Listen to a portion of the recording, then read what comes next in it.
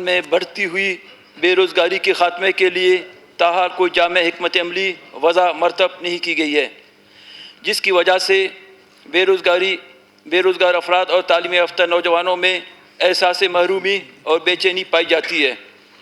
لہذا یہ ایوان صوبائی حکومت سے سفارش کرتی ہے کہ صوبے میں بڑھتی ہوئی بے روزگاری کے خاتمے کے لیے ایک جامع حکمت عملی مرتب کرنے کو یقینی بنائے، تاکہ بے روزگار افراد اور تعلیم یافتہ نوجوان میں پائی جانے والی احساس محرومی اور بے چینی کے خاتمے کا ازالہ ممکن ہو سکے۔ جی ایڈمیسبلٹی کی وضاحت فرمائیں۔ شکریہ جناب۔ ثنا بھائی نے بڑی تفصیل سے اس پہ روشنی ڈالی اور تجاویزیں بھی بڑی اچھی دی۔ اگر آج ہم مل بیٹھ کے کوئی لائحہ عمل اختیار نہیں کر پاتے یا گورنمنٹ ایسی کوئی جامع پالیسی ترتیب نہیں دے پاتی ہے تو یقیناً بلوچستان میں منشیات کا عام ہونا، بد امنی کا پھیلنا اور بہت سارے جو برائی کی جڑیں ہیں، میں سمجھتا ہوں وہ سب بے روزگاری کی وجہ سے ہیں۔ تو میں سمجھتا ہوں صنعت بلوچستان میں نہ ہونے کے برابر ہے۔ صرف لسبیلا میں ہب کے شہر میں جو بچے کچے صنعت ہے وہ بھی کافی بند ہو چکے ہیں، اور جو ہیں بھی ان میں گنجائش نہیں ہے۔ دوسرا، ہمارے پاس فیلڈ جو ہے نوجوانوں کو کھپانے کا، خاص کر معدنیات ہے، تو اس پہ ایک جامع پالیسی بننی چاہیے۔ جتنے ہمارے پڑھے لکھے نوجوان ہیں ان کو اس فیلڈ میں لانا چاہیے۔ اس کے علاوہ آپ کے ملک کے تقریباً جو لائیو اسٹاک ہے 70-80% جو ہے بلوچستان پورا کرتا ہے، تو اس شعبے میں کم از کم اس کو جو ہے سائنٹیفک بنیادوں پہ سامنے لانا چاہیے اور اس کو عام کرنا چاہیے تاکہ لوگ اپنے گھر کے اندر اپنا روزگار تلاش کر سکیں۔ جناب اسپیکر، سی پیک کے حوالے سے ہماری ایک جامع پالیسی ہونے چاہیے۔ اس اسمبلی میں بیٹھے تمام پارٹیوں کا متفقہ طور پہ ایک پیج پہ آنا چاہیے تاکہ سی پیک میں جو ہمارا بلوچستان کے نوجوانوں کا شیئر بن سکتا ہے ان میں نوجوانوں کو کھپایا جا سکے۔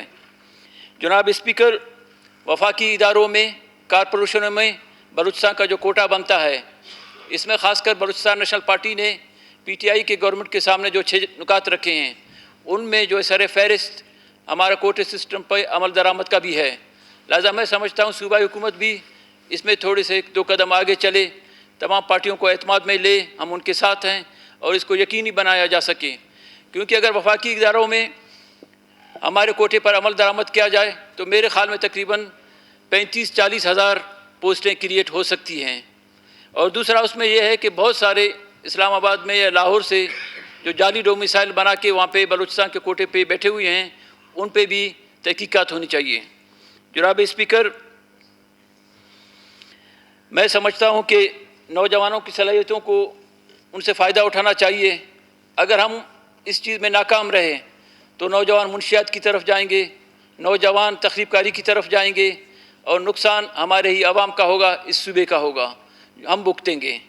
لہذا میں سمجھتا ہوں یونیورسٹیوں سے، تعلیمی اداروں سے نوجوانوں کے کھیپ جو نوجوان فارغ ہو رہے ہیں، جلد از جلد ان کے لیے ایسی پالیسی ہونی چاہیے تاکہ ان کو صوبائی محکموں میں اور وفاقی اداروں میں بھیجا جا سکے۔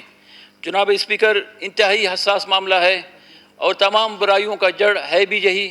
اس پہ کم از کم ہم سب کو ایک ساتھ ایک پیج پر وفاق سے بات کرنی چاہیے اور کم از کم صوبائی لیول پر، صوبائی گورنمنٹ کے لیول پر جو تجاویزیں ثنا بلوچ نے دی ہیں کہ ہم اپنے اداروں سے یا ہم اپنے معدنیات کے شعبے سے، ہم جو ہے فشریز کے شعبے سے، ہم انڈسٹریز کے شعبے سے کیا کیا فائدہ اٹھا سکتے ہیں، ان کو بروئے کار لانا چاہیے۔